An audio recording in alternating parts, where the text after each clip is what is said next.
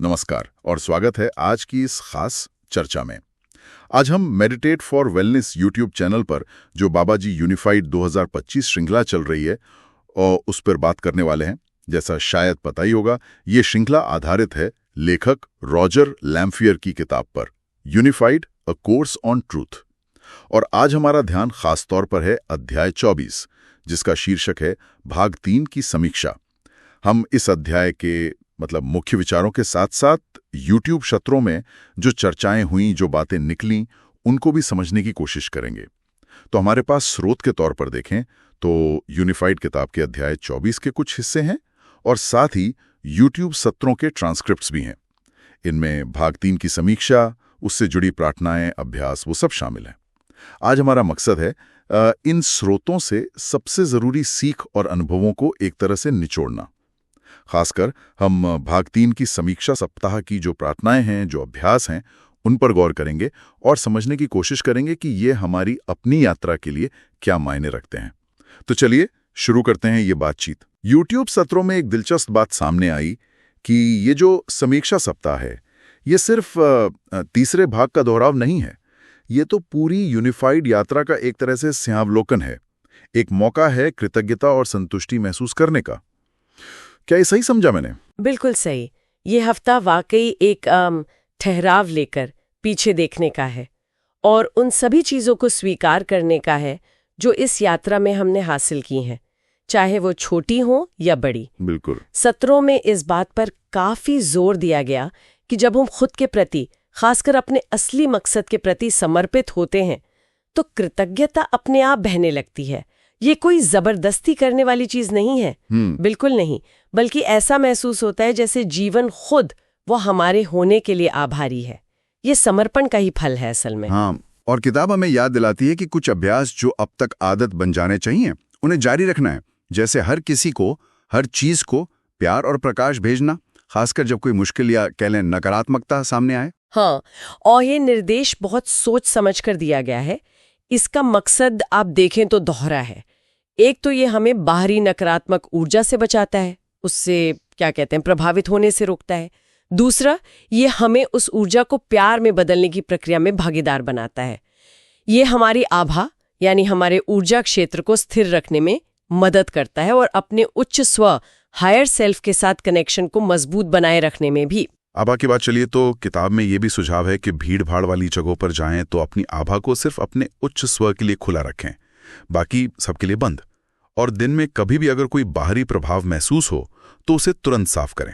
साथ ही शाम को सोने से पहले एक खास अभ्यास बताया गया है, ईश्वर के साथ एकाकार होने और मन में आने वाले किसी भी व्यक्ति को प्यार भेजने के बीच बारी बारी से ध्यान लगाना। और हाँ, दैनिक शांत अवधि, डेली क्वाइट पीरियड, उसे जारी रखना है।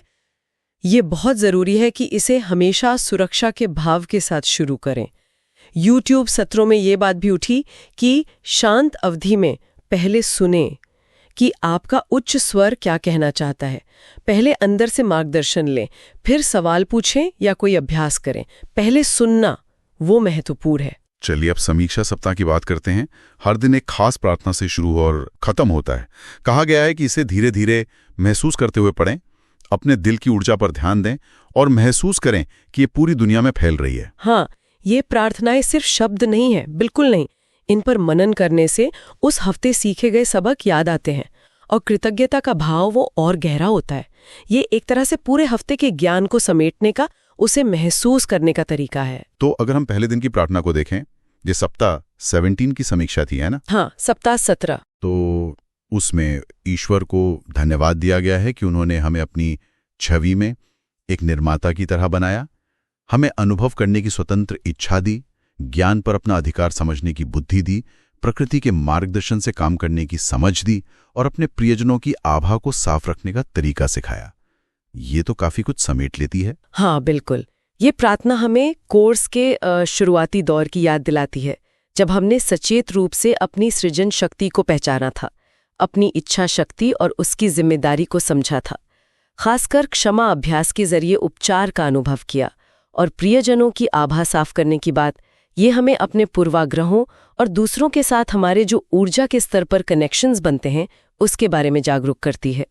प्रार्थना का वो हिस्सा जहां कहा गया है मैं आपका हूं, वो पूरी तरह से ईश्वर के साथ मतलब संरेखन या अलाइनमेंट को दिखाता है, एक पूर्ण समर्पण। और पहले दिन का अभ्यास भी इसी से जुड़ा है। शांत अवधि में प्रियजनों की आभा की जांच करना, संकेतों का उपयोग करके हाँ या नहीं पूछना कि क्या जांचना सही है, फिर हर बाहरी प्रभाव को तब तक साफ करना जब तक हाँ का संकेत न मिल जाए, और अंत में उनकी आभा को उनके उच्च स्व के अलावा सबके लिए बंद कर देना। इसमें दूसरों की इच्छा का सम्मान कैसे होता है, ये सवाल मन में आता है। बहुत अच्छा सवाल है। देखिए, अभ्यास में ये साफ तौर पर कहा गया है कि पहले अपने उच्च स्व से पूछें कि क्या जांचना बुद्धिमानी है। यही वो कदम है जो सुनिश्चित करता है कि हम किसी की निजी ऊर्जा में दखल नहीं दे रहे हैं, बल्कि उनकी स्वतंत्र इच्छा का सम्मान कर रहे हैं। ये अभ्यास असल में हमें दूसरों की आत्मस्वीकृति को बढ़ाने में एक सहायक की भूमिका में लाता है, जो कि आपको याद होगा अगले हफ्ते का मुख्य विषय भी था। तो ये एक तरह से तैयारी जैसा है। समझ गया। अच्छा, अब दूसरे दिन की प्रार्थना पर आते हैं। सप्ताह 18 की समीक्षा। इसमें इस बात के लिए धन्यवाद है कि सत्य के साथ हमारा जुड़ाव पूरी दुनिया को ऊपर उठाता है। ये पूरी मानवता के ज्ञानोदय की कामना करती है और सबके लिए आत्म जागरूकता और आत्मस्वीकृति की प्रार्थना करती है। इसमें यह एहसास भी है कि हम तब तक पूरी तरह आज़ाद नहीं हो सकते जब तक वो सब आज़ाद ना हों जिनके साथ हम एक हैं। ये तो मतलब बहुत बड़ी बात है। बिल्कुल, ये प्रार्थना समूह चेतना यानी कलेक्टिव कॉन्शियसनेस की समझ को दर्शाती है। हमने ये सीखा कि हमारी अपनी मुक्ति या आज़ादी वो दूसरों की जागरूकता और खुद से प्यार करने की क्षमता से जुड़ी हुई है। जैसे शरीर में एक कोशिका ठीक होती है तो पूरे शरीर को ताकत मिलती है ना, वैसे ही हमारी आंतरिक स्थिति सामूहिक चेतना को प्रभावित करती है। हमारा संतुलन पूरी दुनिया के संतुलन में योगदान देता है। और दूसरे दिन का अभ्यास है निर्माण सूत्र यानी क्रिएटिंग फॉर्मूला का इस्तेमाल करना, एक या दो प्रियजनों की आत्मस्वीकृति के लिए। किताब याद दिलाती है कि ये हमारा अनुभव है जिसे हम प्रकट कर रहे हैं। अगर इजाजत मिले तो किसी खास समस्या के लिए भी सूत्र कर सकते हैं और इसे वर्तमान काल में रखना है। ये निर्माण सूत्र क्या था, थोड़ा याद दिलाएंगी? हाँ, निर्माण सूत्र वो तकनीक है जिसे हमने सीखा था सचेत रूप से अपने अनुभवों को आकार देने के लिए। इसमें हम अपनी इच्छा को स्पष्ट रूप से परिभाषित करते हैं, उसे महसूस करते हैं और फिर उसे ईश्वर को सौंप देते हैं। यहाँ इसे दूसरों के भले के लिए इस्तेमाल करने को कहा गया है, लेकिन ध्यान इस बात पर है कि हम उनकी इच्छा बदलने की कोशिश नहीं कर रहे हैं, बल्कि अपनी चेतना में उनके लिए सकारात्मकता और स्वीकृति का भाव पैदा कर रहे हैं। ये हमारा अपना अनुभव है जिससे हम बदल रहे हैं असल में। स्पष्ट हुआ। अब तीसरे दिन सप्ताह 19 की समीक्षा। इसकी प्रार्थना ये हमारे विशाल अवचेतन मन के लिए धन्यवाद देती है जो अपने आप अनुभव लाता है, हर स्तर पर हमारी पूर्णता को पहचानता है, यहाँ तक कि सपनों में भी। और ये सपनों के लिए भी धन्यवाद देती है क्योंकि वो हमारे अवचेतन मन तक पहुंचने और उसे सिखाने का एक तरीका है। ये अवचेतन यानी कि सबकॉन्शियस मन की ताकत को स्वीकार करना है। बिल्कुल, सपने वाकई एक सीधा रास्ता है हमारे उच्च स्व और अवचेतन तक। वो ऐसे संदेश और उपचार ला सकते हैं जिन्हें हम जागते हुए शायद नजरअंदाज कर देते हैं। सपनों के जरिए हम उन अनजाने पैटर्न या आदतों के बारे में जान सकते हैं जो हमारे जीवन को प्रभावित कर रहे हैं और उन्हें बाहरी दुनिया में प्रकट होने से पहले ही बदल सकते हैं। और तीसरे दिन का अभ्यास भी सपनों से ही जुड़ा है। अपने उच्च स्व से कहना कि वो आपके लिए किसी सपने का विश्लेषण करे, उसके संदेश को समझना और अपने विचारों में जरूरी बदलाव लाना। ये तो अवचेतन को रीप्रोग्राम करने का एक शक्तिशाली तरीका लगता है। बिल्कुल, ये अपने अंदरूनी दुनिया को समझने और उसे बेहतर बनाने का एक सीधा और व्यवहारिक तरीका है। चलिए अब अगले समूह पर चलते हैं। दिन 4 से 7, चौथे दिन यानी सप्ताह 20 की समीक्षा। इसकी प्रार्थना में सबके साथ प्रेम के संबंध के लिए धन्यवाद है, हमारी सर्वज्ञ बुद्धि के लिए जो इस संबंध को हकीकत बनाती है और उस प्रेम को फैलाने के लिए जिसे हम महसूस करते हैं। इस हफ्ते हमने यही सीखा था कि सब कुछ प्रेम से बना है और सब कुछ एक दूसरे से सचेत रूप से जुड़ा है। जब हम अपने असली स्वरूप यानी प्रेम के प्रति जागरूक होते हैं तो हम किसी भी चीज से संवाद कर सकते हैं, चाहे वो पौधा हो, जानवर हो या कोई इंसान। हमें चेतना की एक गहरी समझ मिली कि हर चीज सचेत है और खुद के बारे में जानती है। सही। और अभ्यास भी इसी से जुड़ा है।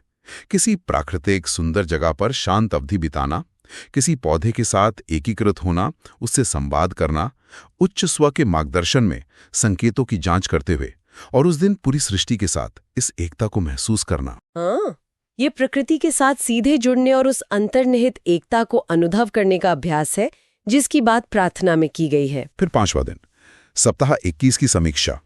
प्रार्थना ईश्वर को धन्यवाद देती है हमारी रचनाओं के लिए विचार देने के लिए, ऐसे विचार जो खुशी, प्रचुरता, ऊर्जा, ज्ञान लाते हैं। ये सुंदर वर्तमान क्षण के लिए और नकारात्मक विचारों के लिए मिलने वाले कोमल संकेतों के लिए भी धन्यवाद देती है। ये हफ्ता असल में मास्टर ऑफ क्रिएशन बनने के बारे में था, सृजन का स्वामी। ईश्वर के विचार से कैसे सृजन करें, वर्तमान क्षण में कैसे जिएं और नकारात्मक विचारों को कैसे पहचानें और बदलें। अपने विचारों को इस तरह से ठीक करना कि हम केवल वही अनुभव करें जो ईश्वर हमारे लिए चाहेगा। और अभ्यास भी यही है, नकारात्मक विचारों के लिए अपने व्यक्तिगत संकेत का अभ्यास करना, दिन भर उस संकेत के प्रति जागरूक रहना। जब संकेत मिले तो रुकना, सोचना और फिर अपने विचार और उससे जुड़ी कार्रवाई को बदलना। ये वर्तमान क्षण में जागरूक रहने और तुरंत सुधार करने का अभ्यास है, बहुत शक्तिशाली। अब आते हैं 6ठे दिन पर, सप्ताह 22 की समीक्षा।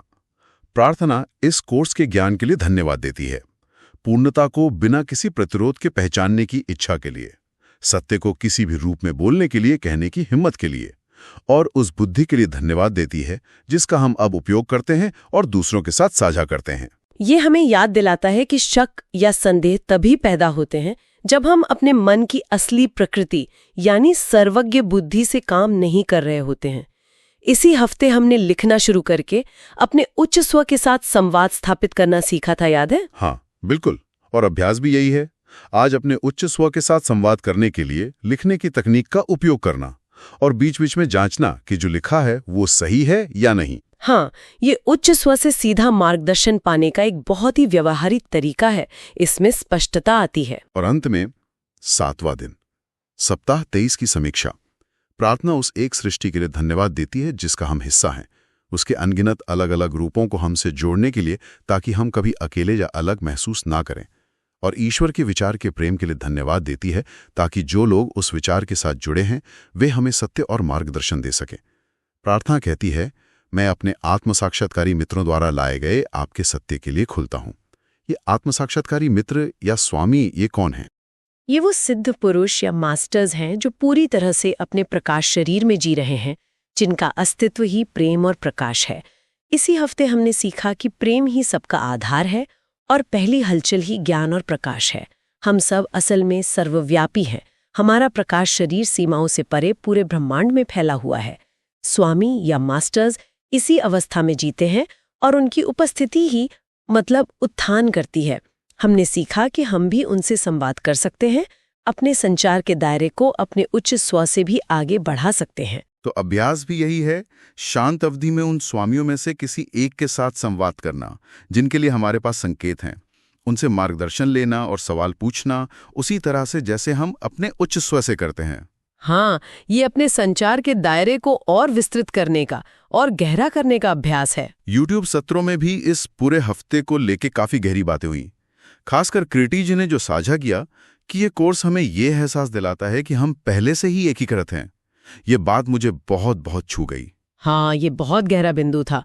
उनका कहना था कि पहले हम उच्च स्व को एक केंद्रित रूप में देखते हैं, फिर उससे परे उस असीम प्रेम के क्षेत्र में संवाद का विस्तार करते हैं, और तब ये एहसास होता है कि सवाल पूछने वाला और जवाब देने वाला एक ही है। ये असल में खुद को खुद से परिचित कराना है। जैसा उन्होंने कहा, आप बाबा जी हैं। जब आप उस केंद्रित रूप से परे उस एकीकृत क्षेत्र में जाते हैं तो वो द्वैत भाव वो मिट जाता है। प्रतिभागियों ने भी बहुत शक्तिशाली अनुभव साझा किए।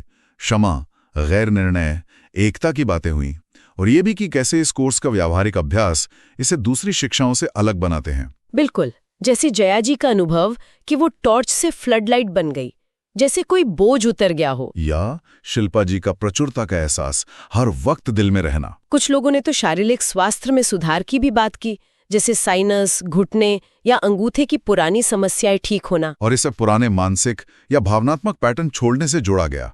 ये बहुत महत्वपूर्ण है। हाँ, वर्तमान क्षण में रहने, संकेतों को पकड़ने और विचारों को बदलने का महत्व भी बार बार सामने आया। हाँ, शैलेश जी का अपने शुगर लेवल की निगरानी का उदाहरण बहुत अच्छा था। कैसे सिर्फ जागरूकता से ही उनके खानपान के पैटर्न और लालसा बदलने लगी। वैराग्य की अवधारणा पर भी चर्चा हुई, यानी अनासक्ति, बिना किसी चीज से नफरत या लगाव के, बस साक्षी भाव। एक और दिलचस्प चर्चा थी दूसरों को खुश करने की प्रवृत्ति के बारे में। कई लोगों में ये आदत होती है ना? हाँ, होती है। और उसमें ये समझ निकल कर आई कि जब हम खुद को खुश रखते हैं, खुद प्रेम और आनंद की स्थिति में होते हैं, तो वो ऊर्जा अपने आप समग्रता के स्तर पर दूसरों तक पहुंचती है। ये कोई लेन देन नहीं है, बल्कि एक स्वाभाविक प्रवाह है। खुद से प्यार करना ही दूसरों तक प्यार पहुंचाने का सबसे अच्छा तरीका है असल में। तो इन सारी बातों पर गौर करने के बाद ये साफ लगता है कि एकीकृत होना कोई मंजिल नहीं है जिसे पाना है, बल्कि ये एक निरंतर एहसास है। हम शायद पहले से ही वो सब कुछ हैं जिसे हम ढूंढ रहे हैं। ये अभ्यास बस उस एहसास को लगातार बनाए रखने में मदद करते हैं। बहुत सही कहा। और यही शायद श्रोताओं के लिए सोचने वाली बात है। एक विचार, अगर हम सच में पहले से ही एकीकृत हैं, पहले से ही प्रेम और प्रकाश का वो विशाल विस्तार है, तो रोजमर्रा की जिंदगी में उस अनुभव को लगातार महसूस करने से हमें क्या रोकता है? वो कौन से विचार या मान्यताएं हैं जो अभी भी उस पूर्ण एहसास के रास्ते में खड़ी हो सकती हैं? इस पर सोचना चाहिए। वाकई एक गहरा सवाल। इसी विचार के साथ आज की इस चर्चा में शामिल होने के लिए धन्यवाद। अपने भीतर इस एकीकृत सत्य की खोज जारी रखें।